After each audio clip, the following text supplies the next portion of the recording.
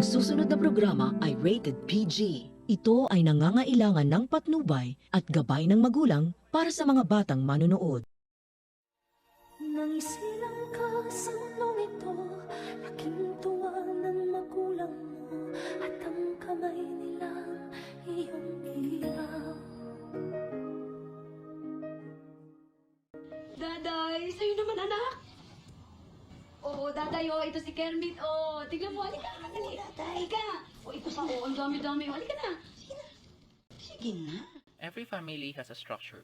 When we speak of family, each of us develops a picture in our mind of what that means. For some, it is mom and dad, brothers and sisters.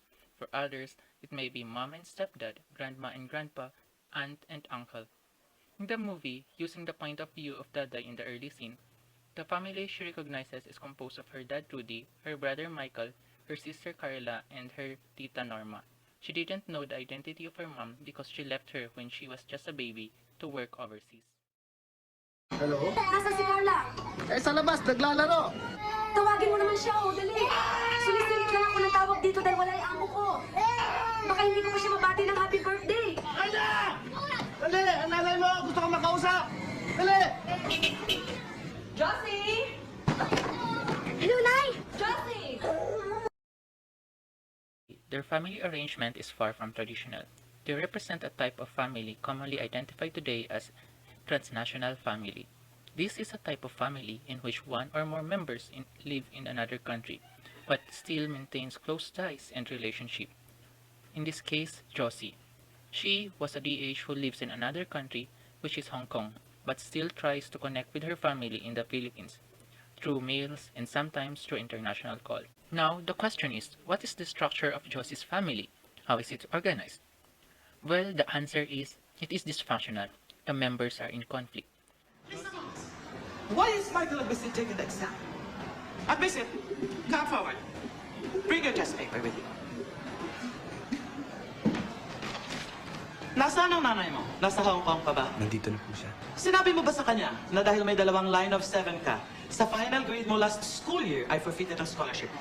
Sabihin mo sa kanya, kung hindi, I will be forced to suspend you. Hindi mo pa pala nasasabi sa mother mo yung problem mo.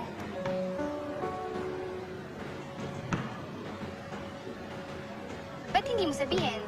I'm sure she'll understand. Kung gusto mo, tutulungan kita. Family boundaries define who's responsible for what, how parents and children interact, and how the family relates to the outside world. We can see in this scene that Michael set a boundary between him and her friend by saying no to her offer. This is an example of setting boundary and giving yourself time to deal with your own problems and emotions. Understanding family power structure is important for us to understand how families function as a unit to make decisions, like money expenditure, housing, occupational, and educational choices. Power structure can also be defined in terms of who is able to influence others to get their way in the family and who is able to block others from getting their way. In this movie, Anak, we can see that Michael, played by Baron Geisler, was being told off by Mrs. Madrid because he still has balance to pay off, and we can see how much he hesitated to tell this to his mother. That is because Josie, or Vilma Santos, was noticeably proud of her son having scholarship in their chosen private school. This shows us that his mother has greater power over him that affects how Michael makes his decision.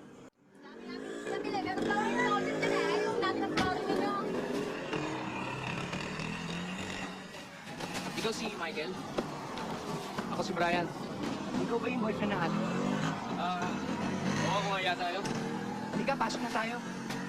Alam na alam niya yung mga pasikot-sikot sa Maynila, kaya hindi kami nag-traffic, di ba? Oo nga, pasado sa amin. The scene depicts one of the subjective definition of family, that members are not always related by blood, marriage, or adoption.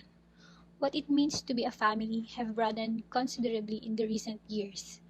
Tayo ay tumuturing ng isang pamilya, hindi tumitingin sa anumang estado sa buhay o sa distansya, gaano man kalapit o kalayo, basta't sama-sama sa anumang hamon sa buhay.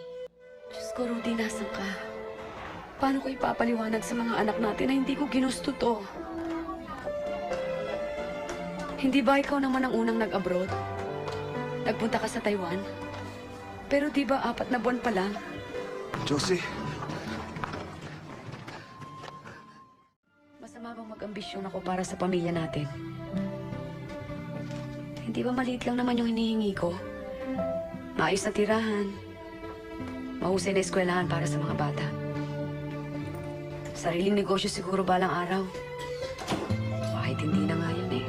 Kahit na lang sapat na pagkain sa araw-araw. Carla, abang wala ako, ikaw bahala sa itay kay Michael, ha? Pero mas mahal ko ang mga anak ko. Higit sa aking sarili. Family and residence are different as house and home are also not the same. In the first part of the video, it was shown that one of the ambitions of Josie was to provide maayos na tirahan for her family, which is one of the reasons why she went abroad. So that is referring to the residence or the house that provides physical protection from the external environment. Ang role ng family as depicted in the movie Anak is that the parents give the needs of the children or family. So sila yung breadwinners that give the sustenance. Aside from giving the needs of the family, ang isa pang role ng parents is that they hold the family together. They guide their children as they grow up kasi kailangan nila ng gabay para matahak nila ang tamang landas. Ang isa pang role ng family is that they support each other no matter what situation they are in. ate, saan ka pupunta? Aalis na ako. Ate!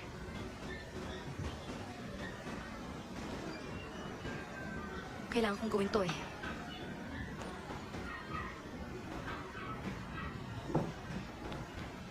Puntahan mo ako dito pag may kailangan ka. Dito ba nakatira si Don Don? Mayari? Saan ang kwarto mo rito? Unang pinto sa kanan. Tama na! Hindi ka naman! Ano ba? Hindi ka na! Bitawan! Balikan na! Bitawan mo ako sabi!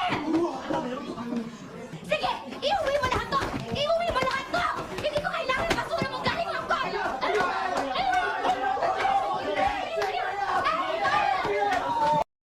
This scene is an example of coalition. Carla acted on a coalition with Michael against their mother. Even if Michael asked her to stay, she still insisted to leave their home thinking that it was the right thing to do. Josie tried her best to persuade Carla to go back home, but it ended up in the worst possible way, physically hurting her own mother. Pwede ba? Tigilan mo na nga pagtawag sa kanila ng anak. Mamiss pa ni Dada yan, mawawala ka rin naman. Ikaw lang naman na hindi kumikilala sa aking ina eh. Os? 1, 2, 5, 6 na linggo. Tignan natin kung hindi si Tita Norma uli maging nanay niyan. So this scene is an example of family as asymmetrical, for the daughter does not recognize her biological mom as her mother. And I guess nowadays it's really an abundant realistic scenario, especially with families where the parent or both parents even have to be far from their children just to be able to provide for them.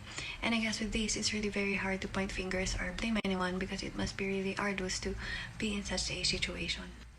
Kung hindi mo ko kayang ituring bilang isang ina, respetuhin mo na lang ako bilang isang tao. Yun lang, Carla. Yun man lang.